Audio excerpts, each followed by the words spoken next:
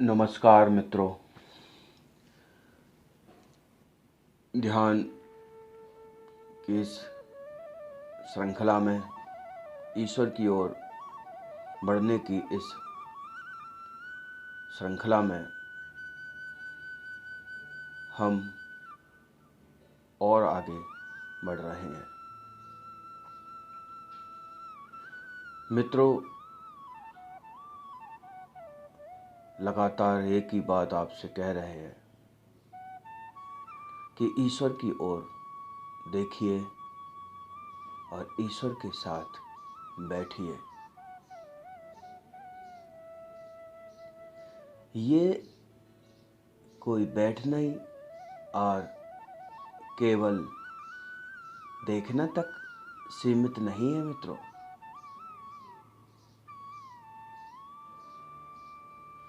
ये वो प्रक्रिया है जहाँ आपका शरीर तो यहाँ दिखता है,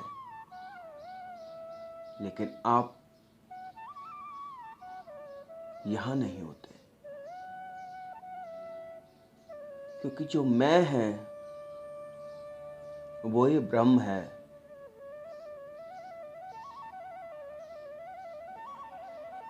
वो ही अपने अंदर है और उसी ब्रह्म में हमको रहना है।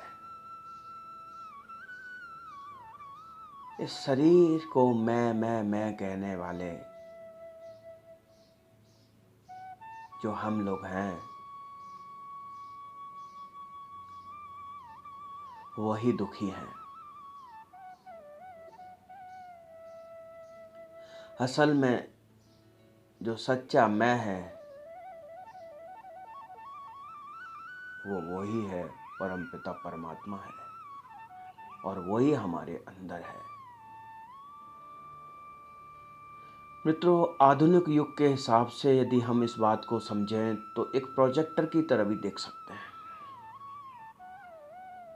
हमने प्रोजेक्टर स्टार्ट किया, हमने उसको कोई मूवी का सोर्स दिया, कोई पिक्चर का सोर्स दिया, और मित्रों स्क्रीन पर चित्र दिखने लगे। मित्रों, चित्र दिख रहे हैं, प्रोजेक्टर चल रहा है, वहाँ भी हमारा मन काम कर रहा है। हम कॉमेडी फिल्म देख रहे हैं या हॉरर देख रहे हैं या हम कोई सैड फिल्म, दुखी फिल्म देख रहे हैं। हम मन से वहाँ पर तरह तरह के चित्र देख रहे हैं, फिल्म देख रहे हैं, और उन्हीं फिल्मों में कभी आनंद से भर जाते हैं, कभी भावुक हो जाते हैं। लेकिन क्या ये प्रोजेक्टर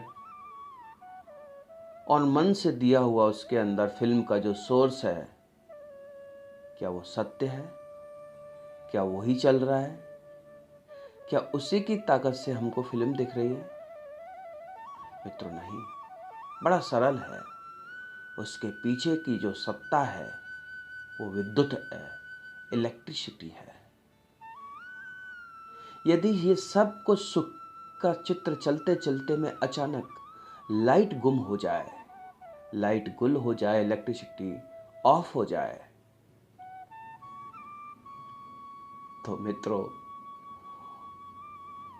वो चित्र उसी समय समाप्त हो जाता है। बस ऐसे ही हमको इस जगत को और अपने शरीर को देखना है।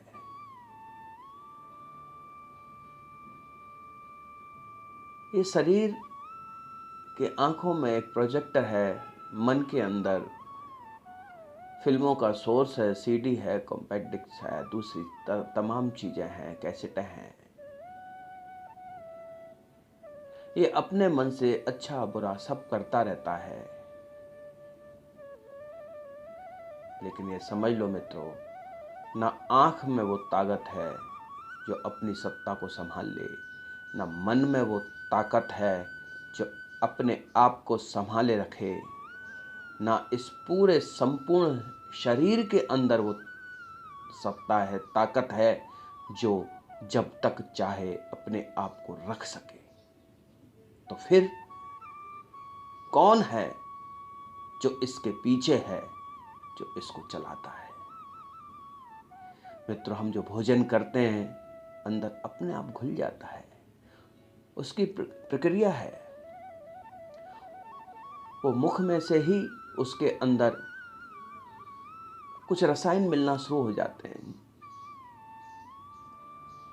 उन रसायनों से ही उसका मिश्रण होके खाना टूटने लगता है, खाना को एक गलने का एक दिशा मिलने लगती है और आहार नली से होता हुआ वो छोटी आंत तक चला जाता है। मित्रों, वहां उसकी अपनी प्रक्रिया अपने आप होती है और उसमें से निकलने वाले जो शक्तिशाली तत्व हैं वो शरीर में ब्लड के रूप में और रक्त में मिश्रित होकर पूरे शरीर में शक्ति का संचार करते हैं और बाकी खाना बड़ी आंच से होते हुए शरीर से बाहर निकल जाता है। मित्रों, इस प्रक्रिया को कौन करता है? क्या इस सिस्टम में हम अपना दिमाग लगाते हैं? सोचिए। और यही सोचना हमारा ध्यान है। हम प्रकृति की, प्रभु की जितनी चीजों को उसके अंदर घुस के सोचना शुरू करेंगे, इससे अच्छे ध्यान की और कोई प्रक्रिया नहीं है।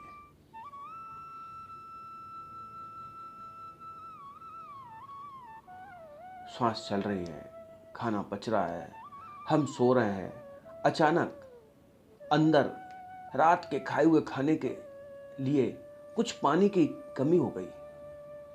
हमको एकदम नींद खुली, प्यास लगी, पानी पी लिया, फिर सो गए, फिर अंदर मशीन चलना शुरू हो गई। सुबह उठे तो फिर अपने सिस्टम में आ गए, फिर फ्रेश हुए, फिर खाने की भूख लगाई। मित्रों, ये प्रभु है जो हमारे अंदर बैठा है। यही वो इलेक्ट्रिसिटी है जो हमारे अंदर इस सिस्टम को चला रही है। बाकी इस पूरे तंत्र में कोई भी शक्ति ऐसी नहीं है जिसके अंदर अपनी खुद की कोई ताकत हो। ऐसा कोई अंग नहीं है, ऐसी कोई चीज नहीं है जो खुद अपनी सत्ता को रखता हो। इसलिए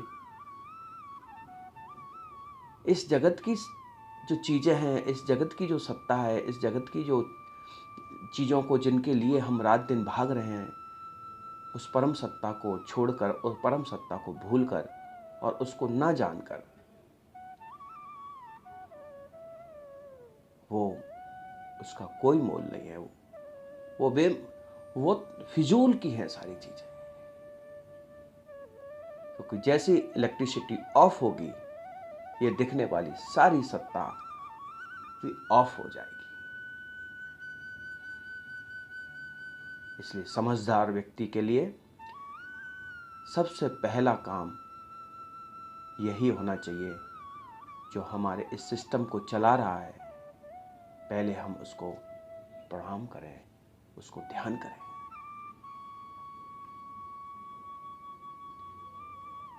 कितना भी आप स्वर्ग के लिए, स्वर्ग के भोगों के लिए, मोक्ष के लिए आप बहुत सारे सुखों को एक तरफ रख लीजिए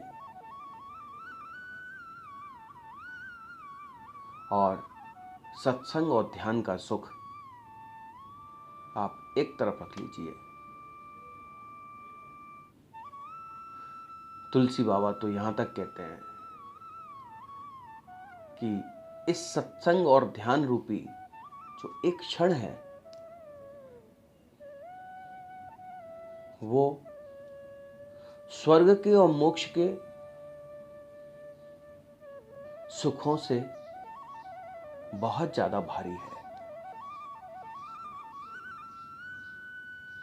वो कहते हैं कि यदि हम तराजू में दोनों को तौलने लगें, एक क्षण का ईश्वर की ओर बैठना, ईश्वर को देखना, वो रख लें, और दूसरी तरफ स्वर्ग के और मोक्ष के जो पुण्य हैं, जो सुख हैं, उनको रख लें। मित्रों, पलड़ा जो भारी होगा वो सत्संग और ध्यान का एक क्षण का ही होगा। इसलिए तुलसी बाबा उसको अपने ढंग से बोलते हैं। तुलसी बाबा कहते हैं, तात स्वर्ग अपवर्ग सुख, धरिये तुला एक अंग, तूल न ताही सकल मिली, जो सुख लव लव सतसंग।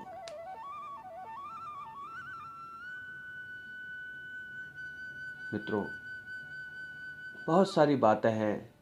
हम आपका ध्यान सदैव उस एक क्षण, उस 2 पल और 2 कदम की जो बातें हम करते हैं, उसका कारण एक ही है कि आप इस संसार में खप मर ना जाएं। इसलिए उस परम सत्ता की तरफ जरूर देखें। वो बहुत प्यारा है। आप एक कदम चलेंगे, वो 100 कदम आगे चलकर आपको अपनी बाहों में ले लेगा। ये केवल मैं नहीं, हमसे पहले करोड़ों लोग, तपस्वी, ऋषि मुनि, सबने यही कहा है कि ऐसा होता ही है।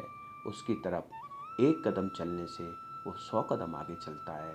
हमको अपना मन बस वो एक कदम आगे बढ़ाने के लिए लगाना है। बाकी सब प्रभु करेंगे। सब शुभ होगा, अच्छा होगा, मंगलमय होगा, भय मुक्त होगा। नमस्कार। जय